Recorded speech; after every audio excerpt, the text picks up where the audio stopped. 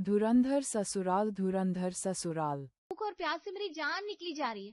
छत पर चांद देखने आई थी, पड़ोस वाली आंटी घूर घूर कर देख रही थी, लगता था मुझे खा ही जाएंगी। हाँ तो किसने कहा था तुमसे शादी से पहले करवा चौथ का व्रत रखने के लिए? अब कुंवारी लड़की 16 श्रृंगार करके छत पर चांद देखेगी तो पड़ोस के आंटी लोग तो घूरे ही ना, इसमें उनकी क्या गलती है? हाँ तो जनाब, ये आखिरी करवा चौथ है जो मैं बिना शादी के तुम्हारे लिए रख रही हूँ। अगर इस साल के एंड तक तुमने मुझे ठीक से जवाब नहीं दिया ना, तो कसम से बता रही हूँ, अगले साल का करवा चौथ मैं किसी और के लिए रखूंगी। देखा, ये है आजकल की लड़कियों का प्यार, मिनट से पहले बदल जाता है। अरे तुम चिंता क्यों कर रही हो? जिस पति के लिए तुम अगले साल करवा चौथ रखोगी वो पति मैं ही बनने वाला हूँ। दिवाली के बाद घर का टिकट कर लिया, इस बार छठ पूजा पर घर जाऊंगा तो अपने बारे में माँ और पापा से फुल एंड फाइनल बात करके ही लौटूंगा। सच? झूठ तो नहीं बोल रहे हो ना? अरे नहीं भाई, झूठ नहीं बोल रहा हूँ। अब त्योहार के दिन लड़ाई करके अपना ग्लो खत्म मत करो डियर। गर्दन उठाकर नीचे देखो, तुम्हारा चांद भी गेट पर ही खड़ा है। विनोद की बात सुनकर निशा मुस्कुरा देती है और दौड़कर पूजा का सामान लेने अंदर कमरे में चली जाती है। कुछ देर बाद निशा और विनोद छत पर खड़े होकर करवा चौथ पर चांद की पूजा कर रहे थे।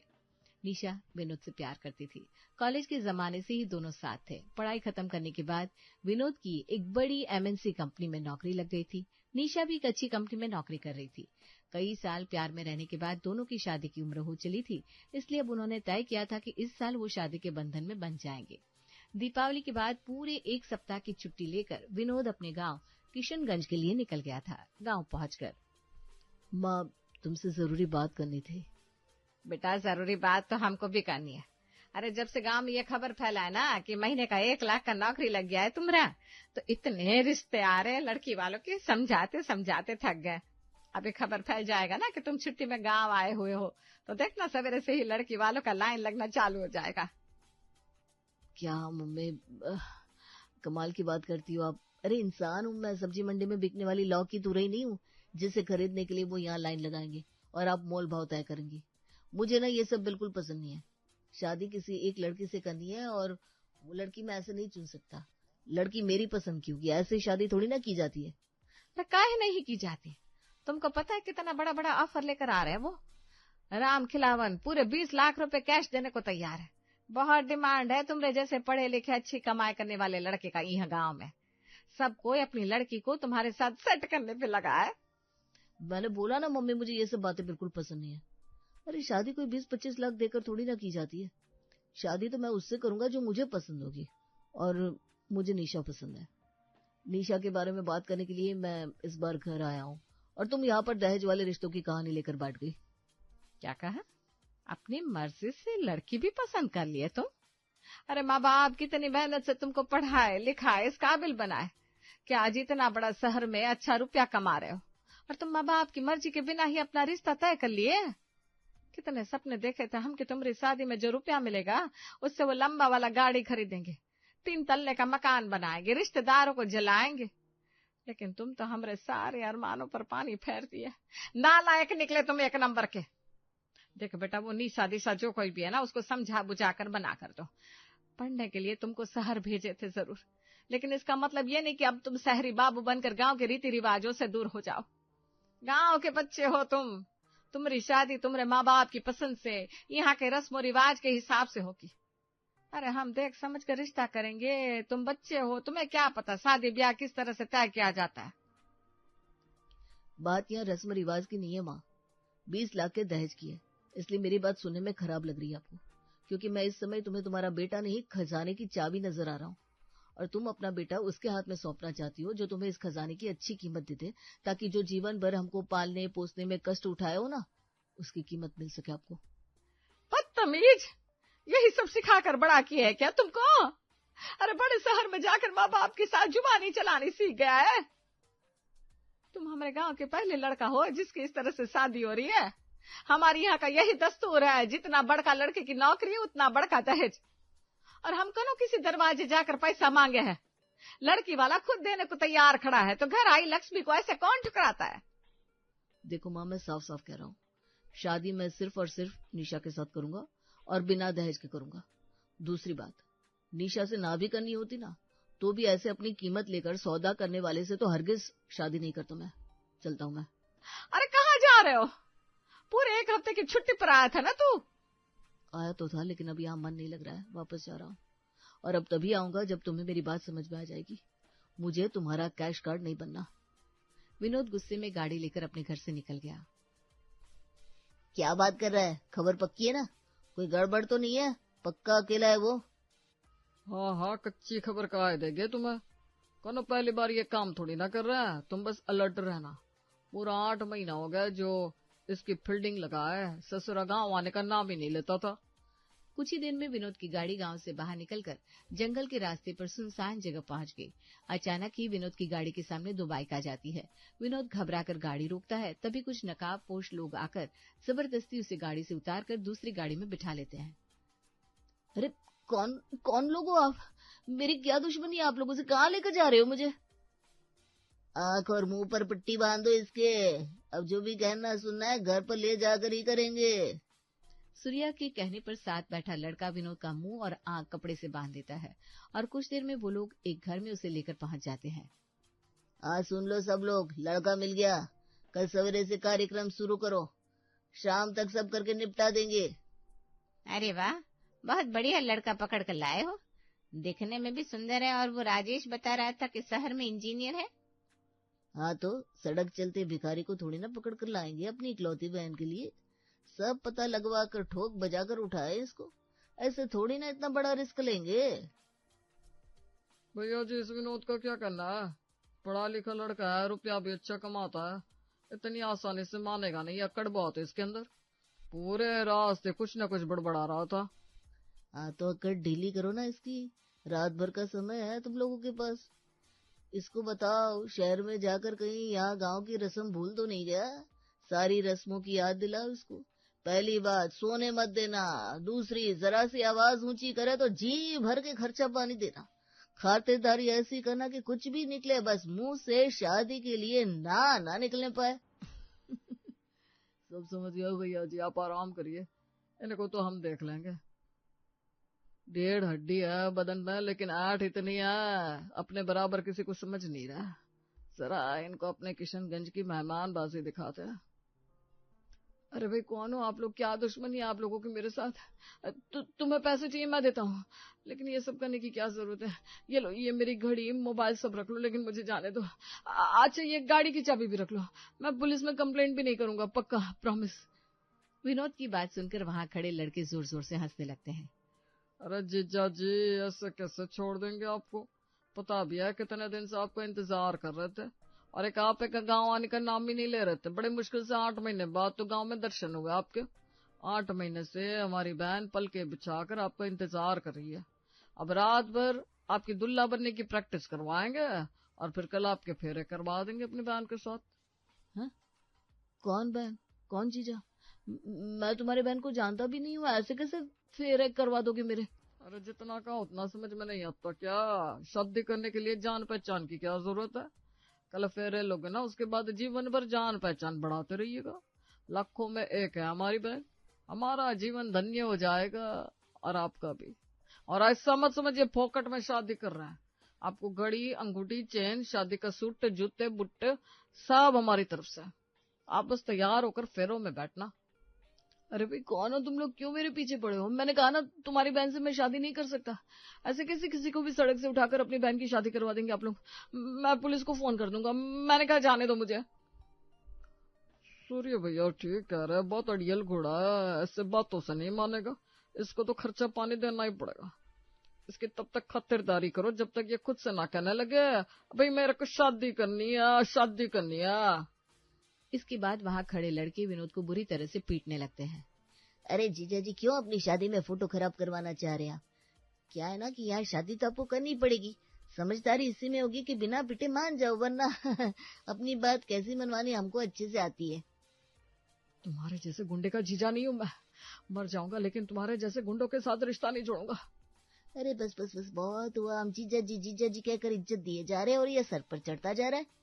अरे जीजा तो तू तब बनेगा ना जब फेरे पड़ेंगे, उससे पहले ना तो हमारा जीजा नाम तेरे साले। अरे मारो रे, पहले इसकी अकल ठिकाने लगाओ। शादी तो हम इसकी टूटी हड्डियों से भी करवा देंगे, चिंता की कोई बात ना है। हमारी बहन है, खूब सेवा करेगी इसकी, जल्दी ठीक हो जाएगा। आखिर कब तक विरोध कर पाता उन गुंडों की मार के आगे। कुछ देर बाद विनोद टूट गया और अपनी जान बचाने का अब एक ही रास्ता नजर आ रहा था, वो था इन गुंडों की बहन से शादी करके किसी तरह से यहाँ से जिंदा निकलना। वो लोग विनोद के साथ किसी कैदी जैसा बर्ताव कर रहे थे। ना तो उन्होंने पूरी रात उसे सोने दिया, ना ही पीने के लिए एक बूंद पानी। अगली सुबह विनोद एक अंधेरे कमरे में निढाल पड़ा था और बाहर से औरतों के गीत गाने की आवाजें सुनाई दे रही थी। ऐसा लगता था किसी की शादी की रस्में चल रही है। पूरा दिन ऐसे ही भूखे प्यासे बिताने के बाद शाम के समय सूर्या कमरे में आता है। तो जीजा जी कैसा लग रहा है अभी? अभी भी यही कहोगे शादी नहीं करनी? ये आपका शादी का सूट भिजवा दूं? मैं शादी करने के लिए तैयार हूँ, प्लीज थोड़ा सा पानी पिला दो, प्यास से गला सूख रहा है। अरे रे रे, ऐसे कैसे पानी पिला दे आपको? बाद में आप शादी करने से पीछे हट गए तो पानी खाना सब आपको अब फेरों के बाद ही मिलेगा। मैंने कहा ना मैं शादी के लिए तैयार हूँ, अपनी बात से नहीं फिरूंगा। थोड़ा सा पानी पिला दो, बर्दाश्त नहीं हो रहा है। ठीक है। ऐ छोटे, जीजाजी के लिए चाय नाश्ता लगाओ। अब ये शादी के लिए मान ही गए तो अपने यहाँ की असली खातिरदारी दिखाओ ना, और खबरदार जो किसी ने इन्हें हाथ भी लगाया। अगले आधे घंटे में विनोद को दूल्हे की तरह तैयार करके मंडप में ले जाकर बिठा दिया गया था। कुछ मिनट के बाद एक नाजुक सी घूंघट से ढके दुल्हन आकर उसके बगल में बैठ जाती है और पंडित जी शादी के मंत्र पढ़ना शुरू कर देते हैं। विनोद का सर बुरी तरह से चकरा रहा था, शरीर का अंग अंग दुख रहा था और दिमाग सुन्न हुआ पड़ा था। उससे मानो होश ही नहीं था कि उसके साथ क्या हो रहा है। इस पल में उसके अंदर विरोध करने के नाम मात्र की ताकत भी नहीं बची थी, इसलिए जो हो रहा था विनोद चुपचाप उसे होने देता है। कुछ ही देर में गिरते पड़ते विनोद के फेरे पायल के साथ करा दिए गए। शादी के बाद दमाद जी लाखों में एक है मेरी बेटी, इसे तकलीफ देने के बारे में सोचिएगा भी मत। आपका घर का पूरा पता ठिकाना है हमारे पास। उधर आपने हमारी बिटिया को परेशान किया, यहाँ कीमत आपके परिवार वाले चुकाएंगे हैं? इसलिए अच्छे दामाद की तरह बस खुश रहिए हमारे पायल के साथ। पैसा रुपया आपके पास पहले ही बहुत है, इसलिए कमी किसी चीज की होनी नहीं चाहिए उसे। और हाँ, पुलिस में भी जाने की गलती मत करिएगा, क्योंकि हमारे उसूल थोड़े अलग है। अगर जेल जाना होगा ना तो हम सीधा पहले आपको निपटाएंगे और फिर सीधा 302 में अंदर जाएंगे, ताकि पूरे किशनगंज को पता चले कि बगावत का मतलब मौत है। ना तो हम पुलिस से डरते हैं ना खून खराबे से। आई क्या बात समझ में? मुझे ये समझ में नहीं आ रहा कि अपनी बहन की शादी कराने का ये कौन सा तरीका है। अगर आप लोगों को वाकई अपनी बहन की शादी ही करनी थी तो तरीके से कोई अच्छा लड़का देखकर इज्जतदार लोगों की तरह उसके घर रिश्ता लेकर जाते और सबकी रजामंदी से शादी करते। ऐसे सड़क चलते किसी को भी उठाकर अपनी बहन को गाय भैंस की तरह उसके पल्लू से बांध देना सही लगता है क्या आप लोगों को? आपको क्या लगता है ऐसा करके आप अपनी बहन की जिंदगी सुधार रहे हैं? दुनिया के कौन से हिस्से में अपनी सगी बहन बेटी को ऐसे किसी भी अजनबी के साथ बांधा जाता है? भैया ये तो फिर से ज्ञान देने लगा। इसे ये लग रहा है कि शहर जाकर इसने 4 किताबें क्या पढ़ ली, सारा ज्ञान इसी के पास आ गया। हम गांव में रहने वाले लोग रोटी की जगह घास नहीं खाते। ये ज्ञान की बातें हमें भी समझ में आती है, लेकिन क्या करें, यहाँ गांव देहात का आदमी है ना, इसको पैसे की बोली समझ में आती है। बेटा पैदा करके जैसे बहुत बड़ा तीर मार लिया, और जिसके घर पैदा हो गई बेटी उसने कर दिया पाप। अब लड़के के घर वाले बिना 10-20 लाख के दहेज के अपने पढ़े लिखे बेटा की शादी नहीं करेंगे। और वो आदमी जिसकी जेब में 20 लाख ना हो, क्या वो अपनी पढ़ी लिखी होना लड़की को अनपढ़ के साथ ब्याहेगा? और चलो ब्याह भी दे, उसके बाद सारी जिंदगी क्या मजदूरी करवाए अपनी बिटिया से? हमारी बुआ के लिए दहेज का जुगाड़ नहीं हुआ तो कंवारी रह गई। पढ़ी लिखी थी इसलिए उनकी जिद थी कि शादी तो पढ़े लिखे शहरी बाबू से करेगी। और पढ़े लिखे लड़कों का क्या दाम चल रहा है अपने किशनगंज में जानते हो? आज के जमाने में 20 लाख और बुआ के जमाने में था 5 लाख। उस जमाने में 5 लाख भी अपनी औकात से बाहर था, और आज 20 लाख भी। तो क्या जिनके पास पैसा नहीं है उनकी बहन बेटियों को सपने देखने का अधिकार नहीं है? उनकी शादी पढ़े लिखे लड़कों से नहीं हो सकती? सब पढ़ा लिखा अच्छा कमाई करने वाला लड़का वो अमीर लोग ले जाएगा, हम लोग बैठकर सब तमाशा देखते रहेंगे। हमरे जैसे गरीब के बच्चे अपना सारा जिंदगी यहाँ देहात में बिता देंगे क्या? बस इसीलिए इस दहेज के दानों को मारने का तोड़ निकाल लिया। अब हम लड़का पसंद करते हैं, दिन तारीख फाइनल करते हैं, और बिना किसी को पूछे बिना किसी से बताए लड़के को उठाकर उसकी शादी अपनी बहन बेटी से करवा देते हैं। तुम्हारी भी शादी हो गई है, चुपचाप अपनी नई नवेली दुल्हन को लेकर जाओ और खुशी खुशी अपनी शादीशुदा जिंदगी की शुरुआत करो। हमरे साथ चालाकी मत करना क्योंकि हमरे पास खोने के लिए कुछ ना है, लेकिन तुम्हारे पास तो बहुत कुछ है, इसलिए बेहतर होगा अपनी इज्जत और जिंदगी बचा के रखो। पायल के भाई की धमकियां सुनने के बाद विनोद के पास अब कहने के लिए कुछ नहीं बचा था। उसे समझ में नहीं आ रहा था कि ये एक रात उसकी जिंदगी में जो नया मोड़ ले लिया है वो किस तरह से उसका स्वीकार करे। पायल के घर वालों ने विनोद की मरहम पट्टी करवाई, 2 वक्त का खाना पैक किया, एक अटैची में पायल के कपड़े भरकर उसकी गाड़ी में लदवाए और पायल को विनोद के साथ विदा कर दिया। किशनगंज से दिल्ली का रास्ता लंबा था, लेकिन विनोद और पायल के बीच की चुप्पी ने उस रास्ते को मानो सदियों जितना लंबा बना दिया था। गाड़ी बस सरपट दौड़ती जा रही थी और विनोद, उसके मन में तो जैसे विचारों की आंधी आई हुई थी। 5 घंटे के बाद पायल की धीमी सी आवाज विनोद के कान में सुनाई पड़ी। सुनिए ना, गाड़ी कहीं रोक लीजिए ना, बहुत भूख लगी है, कुछ खा लेते हैं। विनोद ने गाड़ी एक होटल के सामने रोकी और गाड़ी का दरवाजा खोल दिया। आप नहीं आएंगे? आपको भी तो भूख लगी होगी ना? नहीं, मुझे कुछ नहीं खाना, तुम्हें जो खाना है खा कर आओ। मैं अकेले। क्यों? मैं गोदी में उठाकर लेकर जाऊंगा तब जाओगी क्या? अच्छा, पैसे चाहिए तुम्हें? ये लो। विनोद ने बेरुखी से कुछ पैसे पायल के हाथ में थमा दिए और खुद गाड़ी की सीट से सर टिकाकर बैठ गया। पायल कुछ देर तक गाड़ी के बाहर खड़े होकर विनोद को देखती रही, फिर उसके बाद होटल के अंदर चली गई। कुछ देर बाद वो लौटी तो उसके हाथ में चाय के 2 कप थे। चाय पी लीजिए, आपने घर पर भी कुछ नहीं खाया था, तबीयत खराब हो जाएगी। पायल के हाथ में चाय का कप देखकर विनोद ने कप को पायल के हाथ से धकेल कर दूर गिरा दिया। ये सब ड्रामा करने की जरूरत नहीं है मेरे सामने। अच्छा, मैंने कुछ नहीं खाया तो बहुत चिंता हो रही है तुम्हें? मेरी आदर्श बीवी होने का नाटक कर रही हो? हाँ, ये भी तुम्हें तुम्हारे गुंडे खानदान ने सिखाकर भेजा होगा ना। ये आदर्श तब कहाँ गए थे जब तुम्हारे भाई जबरदस्ती मुझे सड़क से उठाकर शादी करने के लिए लेकर आए थे। पूरी रात बिना किसी गलती के जानवरों की तरह मारा पीटा गया मुझे। मैं बस इतना जानना चाहता हूँ कि मेरी गलती क्या थी। तुम इस गांव में पैदा हुई, तुम्हारे घर वालों के पास दहेज देने के पैसे नहीं थे, तुम्हें गांव के लड़के से शादी नहीं करनी थी, पर इन सब में मेरी क्या गलती है? मेरे साथ जो हुआ उसका जवाब कौन देगा? पायल गुस्से में सवाल पर सवाल पूछ रहा था, लेकिन पायल के पास इस समय कोई जवाब नहीं था। क्या जबरदस्ती किसी रिश्ते को स्वीकार कर लेगा विनोद? क्या होगा कहानी का अगला मोड़? जानने के लिए देखना ना भूलें कहानी का अगला भाग।